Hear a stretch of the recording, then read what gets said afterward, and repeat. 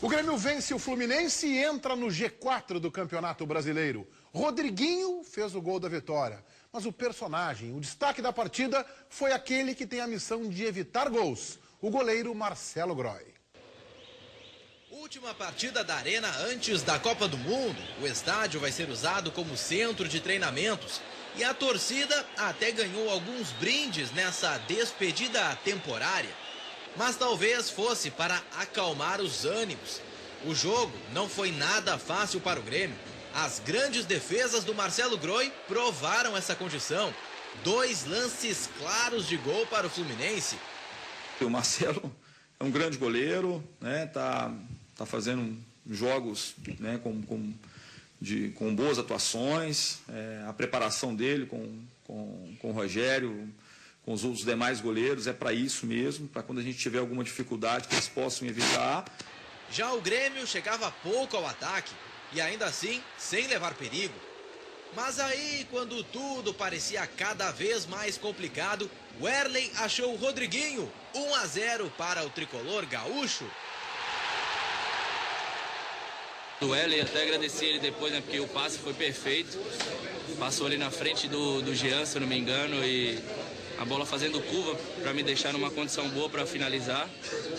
Então, 50% dele, 50% do meu.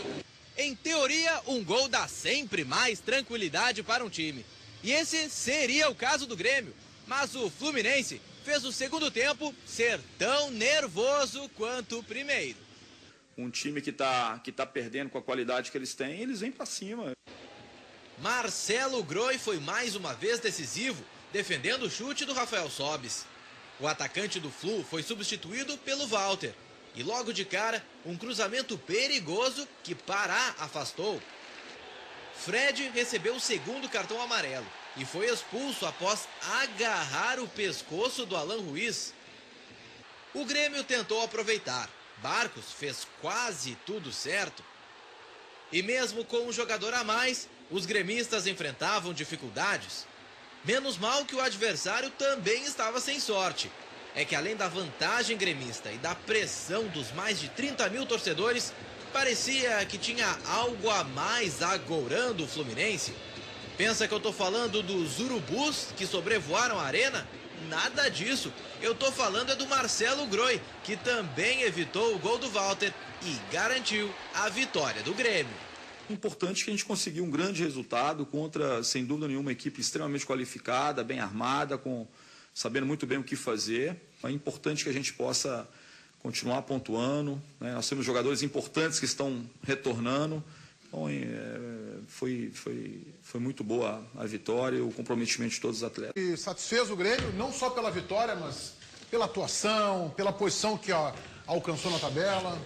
Meneghetti, eu tinha comentado aqui depois do jogo contra a Chapecoense que ali o que menos importava para mim era a atuação. Era fundamental para o Grêmio obter a vitória. E tinha dito naquela ocasião que o jogo de ontem era um jogo que poderia mostrar o Grêmio já mais tranquilo, depois de uma vitória importante fora de casa, um crescimento no futebol apresentado. E eu vi isso. Gostei do Grêmio que eu vi dentro do campo, gostei da atuação do Grêmio como um todo. Claro, Marcelo Groy, o melhor, disparado, uma partida fundamental. O que não significa dizer, só porque nós estamos comentando que o goleiro teve uma grande atuação, que o Fluminense tenha sido o senhor das ações. Eu acho que foi um jogo parelho. O Grêmio jogou contra um time que é um dos fortes candidatos ao título, é um grande time, um belo grupo de jogadores. O Erley fez uma grande partida, o Rodriguinho fez uma grande partida. Gostei da atuação do Pará. Para mim, o melhor em campo depois do Marcelo foi o Ramiro. Achei que fez uma grande partida e tenho visto e entendo as razões do torcedor, fazendo inúmeras críticas mais uma vez ao Barcos por ter perdido boas oportunidades de gol. Eu só quero lembrar que o Barcos é o mesmo Barcos que contra a Chapecoense fez os 2 gols da vitória.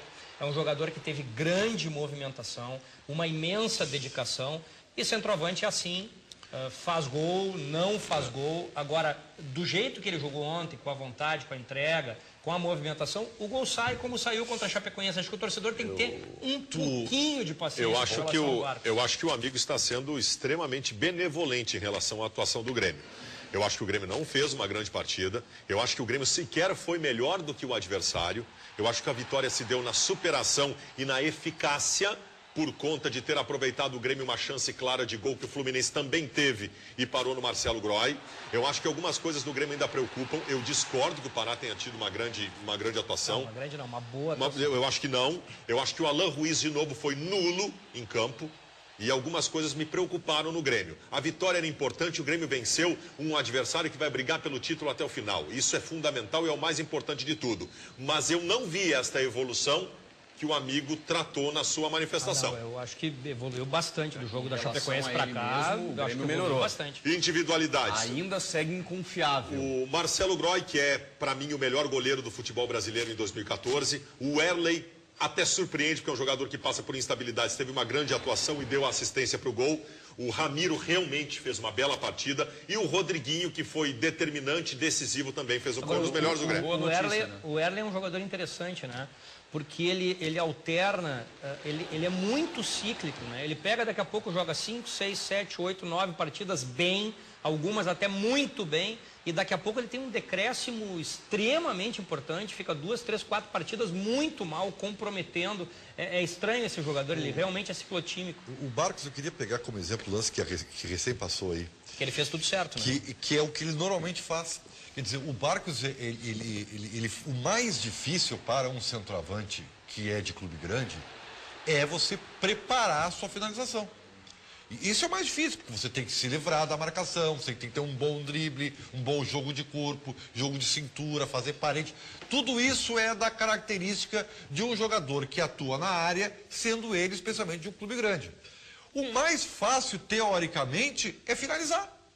E isso, o Barcos é o que tem de pior. É uma coisa impressionante.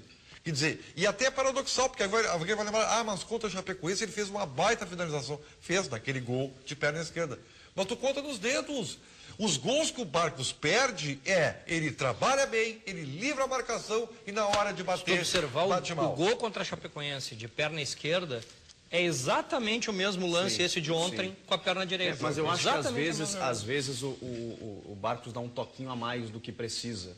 Eu acho que às vezes a finalização imediata ela é o mais correto. Não, mas ele tem que dar um corte, por exemplo, ele tem que dar um outro corte, ele tem que dar um terceiro corte. Não se justifica errar aquela finalização com um gol daquele tamanho, não tem como. Mas tinha um zagueiro na frente. E o Barcos agregou para ele uma condição muito ruim perante o torcedor, né? Ontem ele era vaiado em cada lance que ele errava. Isso é uma situação delicada para ser superada. Mas é isso que eu estava dizendo, né, Baldasso?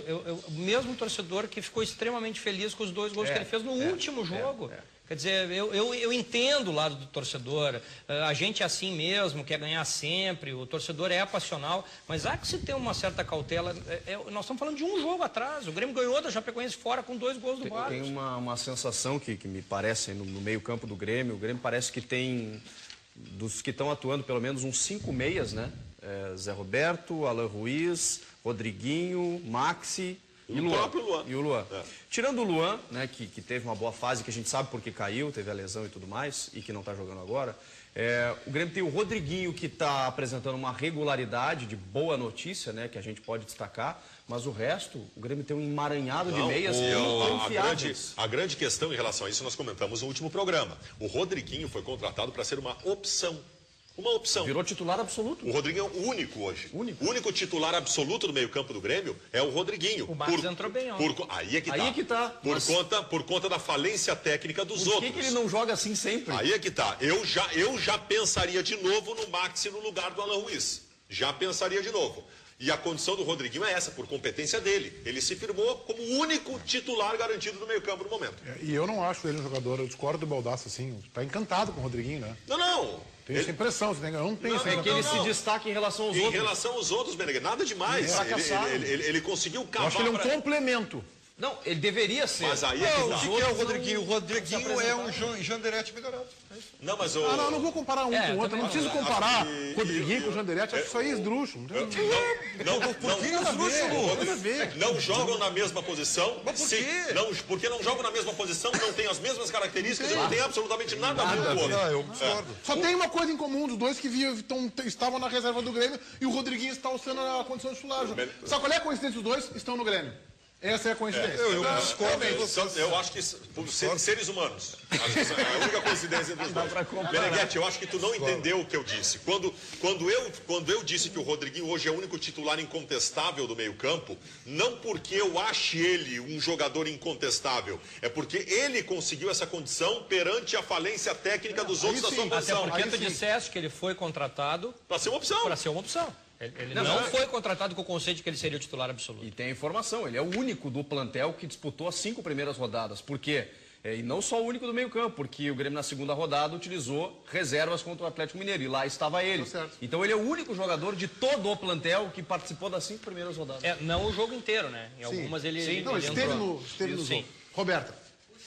Jogo equilibrado, poderia ser melhor se o Barcos fosse mais efetivo. O Diego Kaiser, uma pena e um atraso na carreira de Marcelo Groy, o ano de 2013. Se no ano passado ele fosse titular, hoje estaria na Copa. É verdade. O Fábio, é nítido que o Grêmio ainda não se achou. Ramiro, Marcelo e o Erley muito bem ontem, Ruiz muito lento e o Luan faz falta. E o Felipe Pelos Ramos, o Erley fez o que Alan Ruiz, Zé Roberto, Luan e Maxi não conseguiram desde a primeira rodada. O Dida foi bem no Grêmio ano passado. Mas eu acho que o Marcelo Groy iria nesse mesmo nível. Com certeza. E aí a gente tem que realmente credenciar e jogar na conta do Grêmio de ter sonegado ao Groy uma possibilidade de estar na Copa do Mundo.